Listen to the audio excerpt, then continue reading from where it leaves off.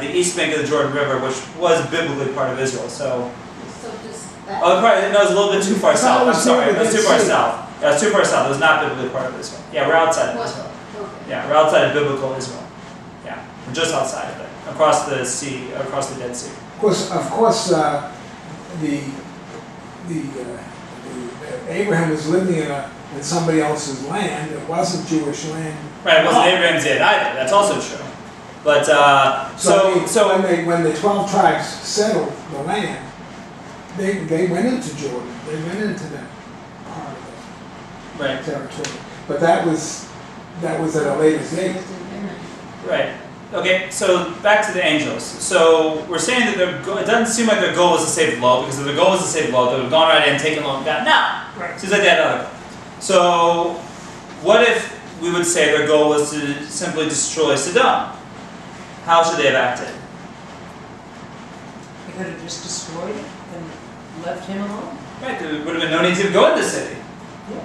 So here we see it was very strange. They went in the city, they hung out in the square, waited for Lot to come, went through the motions with Lot, waited for the mob to come, went through the motions with the mob. They actually get to the square and they said, we want to go to the square, and Lot insisted that, no, come to my house.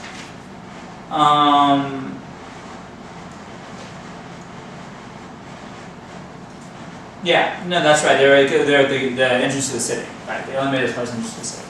But you see that they're tearing around, so to speak. If Lot knew the law of the town, maybe that's one of the reasons when the angels came into the city, he was right there to ferry them in, because he knew what was going to happen.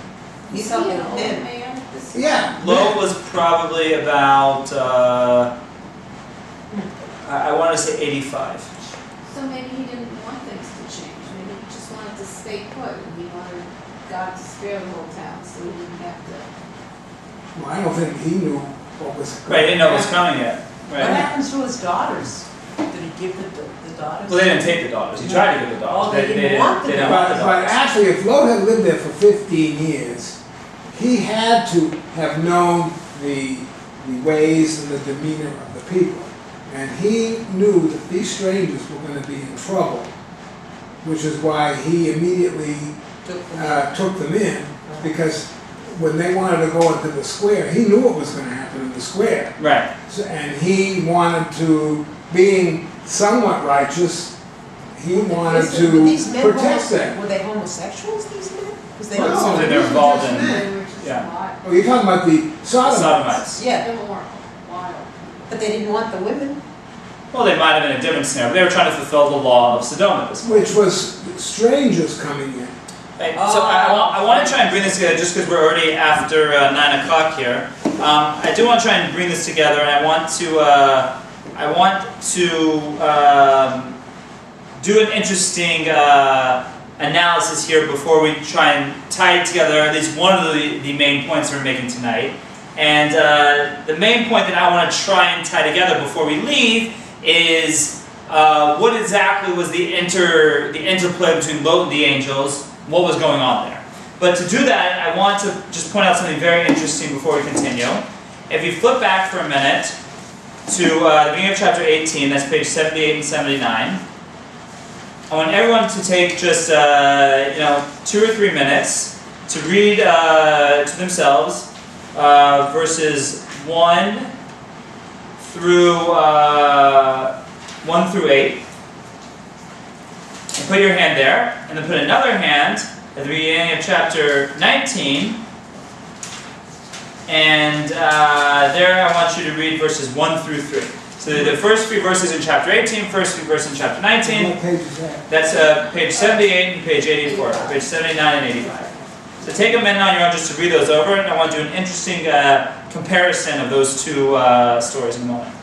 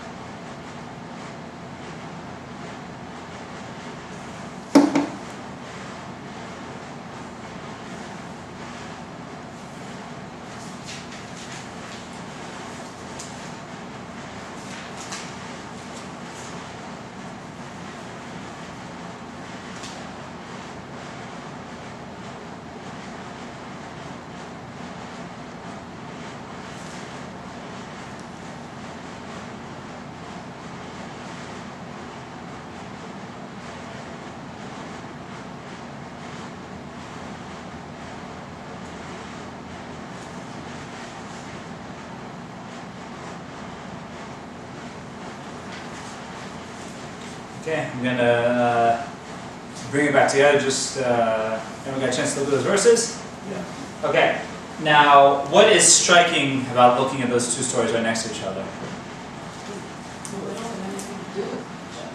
They don't have anything to do with each other? Well, it's parallel construction. Parallel construction? But I don't hear Nancy explain it, that there's, they don't seem to be connected? I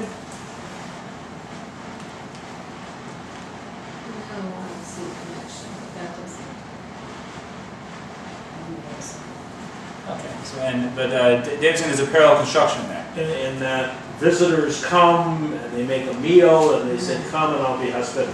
Both of them said this, Yeah. Lot and Abraham. So let's look at it like this. Okay, if everyone turns to chapter 19, the story with Lot, right? Two angels come to Sodom in the evening. Stop. Right? What's the beginning of the story with Abraham and the angels? Two angels come, three angels come, and they hear the day. So we have time of the day being told to us. Right? Lot is sitting at the gate. Stop. Where's Abraham sitting? The entrance to his tent. So both are sitting by an entrance. Right? Now Lot saw. Stop. Abraham also saw. Lot stood up to meet them and bowed down to face the ground. Stop. Abraham also ran out, bows down to the ground. Right? And he said now, my lords, stop. Both Abraham and Lot referred to them saying, Hine na Adonai, right? Referring to them as my lords. Turn about please to your servant's house. Spend the night and wash your feet. Stop. Both say spend the night, both say wash your feet. But what's interesting, just to point out, the order is different. With Abraham, he says wash your feet and spend the night. Right? Lot says spend the night and wash your feet. Now that was the Medrash says that Lot was trying to give himself some plausible deniability over there, lest the people of Sodom come and say, you were trying to take these people in for the night. They would say, no, I'm not. They haven't even washed off their feet. So, but okay. Needless to say, it is a similarity. So we see here, okay, then they go on and they make the food. And the Abraham story, all the food is described, the cream, the meat, the matzah. Now, what's peculiar is by Lot's story, it just says he baked them matzahs. Right? So, the Medrash says over here, that Lot was striving to emulate Abraham. Right? Lot had grown up in the house of Abraham, and he was striving over here to emulate Abraham. And we see, with the parallel construction, that he was doing a somewhat admirable job of that, and really following through, and the action